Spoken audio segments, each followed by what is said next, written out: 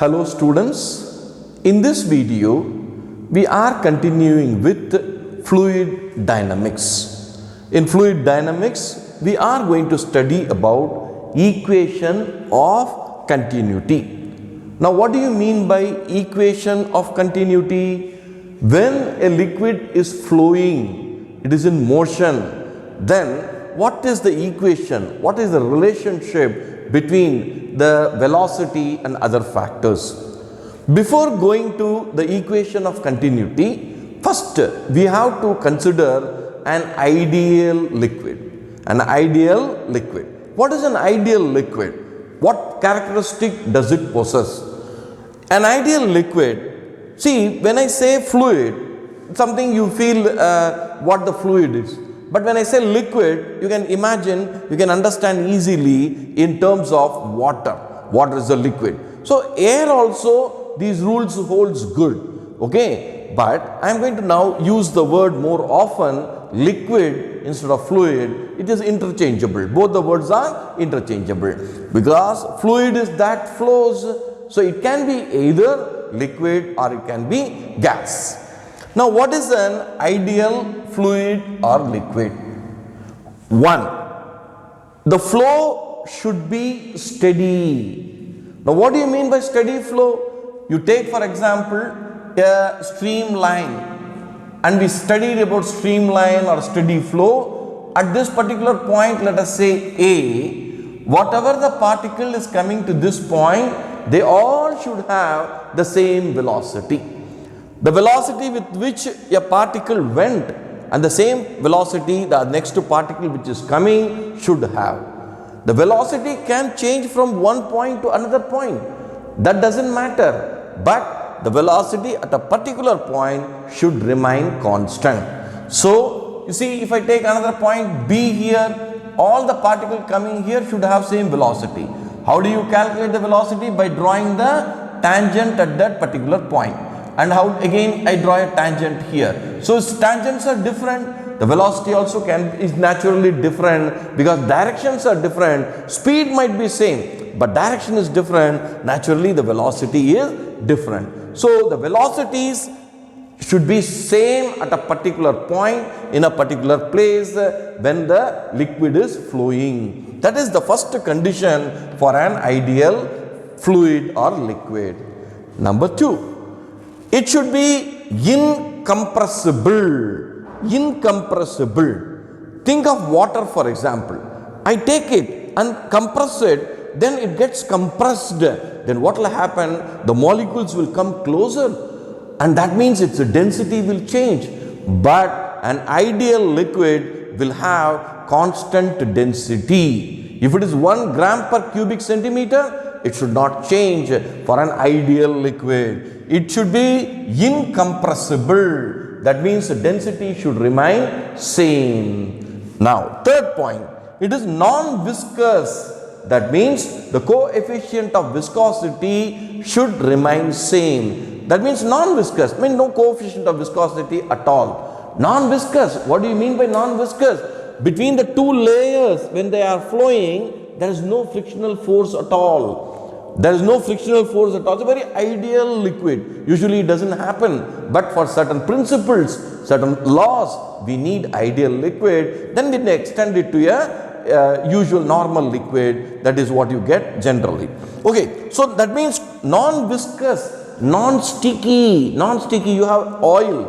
See, hair oil, you take ordinary coconut oil, it will be sticky little. But nowadays you have Parachute non-sticky, right? Vatica non-sticky. Non-sticky, they remove little bit of coefficient of viscosity. The friction is reduced, right? That becomes non-sticky, right? And this is the coefficient of viscosity is naturally zero. There is no internal friction.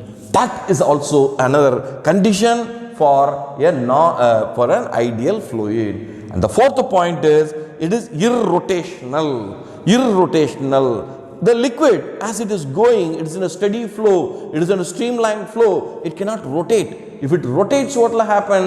There is an angular momentum and there is no rotation, though turning, it is going very steady flow, right? These are the conditions of an ideal fluid or an ideal liquid. So one, the flow is steady. Number two, incompressible. Three, non-viscous. And four, irrotational. So these factors, it should satisfy for it to be an ideal fluid or liquid. Now, we move to the equation of continuity. For equation of continuity, I need to have an ideal liquid. This will hold good only for ideal liquid. We need to modify if the liquid is general. Okay, so I am taking an ideal liquid or liquid. Let me use the word liquid. You substitute it with the fluid later. Okay, so understand the concept na, that will be better for you. I am taking an ideal liquid. Okay, in this diagram, you see there is a tube with varying cross section. The cross sectional area is different. This is a narrow pipe and this is the broader pipe. Okay, this is narrow and here the width is more. So area of cross section of this part, let us say I call this as A and I call this as B. The area of cross section of this is A1. This particular part is A1 and the area of cross section of this particular part is A2. Okay, so this is the area of cross section. The liquid is flowing, right? The liquid is flowing. It is from, see here, A1 is greater than A2. It is coming to this narrow section. The liquid is flowing constantly, right? Liquid is coming in. I have chosen a particular point here. Now, let us suppose in a small time, the liquid is moving from here to here. We study about the liquid moving from this point to this point. Okay, let me take a small distance point here. Okay, identical to this, I will take the shape. Area is same. Okay, that's why it should be same. Okay, little difference is there, don't mind. This is same area. Okay, this is same area. Now the liquid has moved from here to here in a short time, delta T. Delta T. Now, how much mass is traveled? What is the quantity of water which is moved from here? That mass, the quantity, I can call it as mass 1. The mass 1, how much is being traveled from here to here? This point is M1. That means the quantity of water flowing from point A, you can say to A dash, is equal to M1. And similarly, you will take here the other section A2, the same quantity of mass has to come from this point to this point. The same quantity has to travel from here to here. Let us say if I say B and I say B dash, this mass which is being moved, let us say quantity of thing M2. And here the mass traveled is M1 moved, right? The same timing I am going to check delta T, the same time. Okay, if I take it 1 second, how much it moved? Or 5 seconds, how much moved? The same 5 seconds, how much is moved? This is what I am going to study. Are you clear with that? We are going to study about equation of continuity. For the flow of liquid to be continuous through the tube with the varying cross section, what will be the condition? Now, let us say it is moving with a velocity v1 and this is moving with a velocity v2, right? The tube is having varying cross section. The velocities have to be different. That you will understand now. Okay, now how is it connected? You know, density is equal to mass upon volume. From here we can say mass is equal to density into volume. I don't have volume, but I have area. So density into area into length traveled. Volume is equal to LBH. LB is area, H here is length traveled, so A into L. Now, what is this length actually traveled? This length traveled, I am going to express it in terms of velocity. Okay, what is the formula for velocity? Velocity is equal to distance traveled by time taken, and that is nothing but here length traveled by time taken. Okay, I can say length is equal to velocity into time. So I substitute here rho into area into, instead of length, I express it in terms of velocity v1 and time taken is delta t. This is the length taken delta t. There is no delta t1 because I am measuring for the same time. The time factor is constant. So this is the equation rho a v1 delta t. What is this? This is nothing but the mass. Mass 1 is equal to density of the liquid is constant, area of cross section. In this area we have used the small a, so preferably we will write here small a and small a. First area 1 a1. So a1 v1 delta t. Okay, this is the mass. We can call this as equation number 1. Let us call this as equation number 1. Now, let us find out this much is moved from here. Okay, this much is moved water, right? Quantity, amount of water, that is the mass of water, right? Now, this being narrow and it is traveling here. Okay, now let us say the same values, let us substitute. Mass again is density is equal to mass upon volume. Mass is equal to density into volume. Mass 2 is equal to density into area of the second part, that is B part, into length, that part. So mass 2 is equal to density into area of the second part. And what is the velocity in the second part? V2. Okay, so when I substitute all these things, I get this equation for mass 2, m2 is equal to rho a2 v2 delta t. So let me erase this part of it. Okay, this is equation number 2. Now, I hope you are understanding. I have expressed the mass in terms of density and I expressed the volume in terms of area, and I have expressed the length in terms of velocity. There are 3 gradual substitutions. Now, according to the conservation of law of mass, mass is conserved from one point to the other point, let us say. So the mass which is moved in this part, where did it move? It has moved to this part. So the mass has to be same. Suppose if I say, let us say 20 kilogram of mass. I had a bucket of water, right? And bucket of water is, let us say 20 liters or 20 kilogram. 20 kilogram of water is moved here. You know, if the flow has to be continue, for the continuity, what should happen? The same 20 kilogram mass has to come here.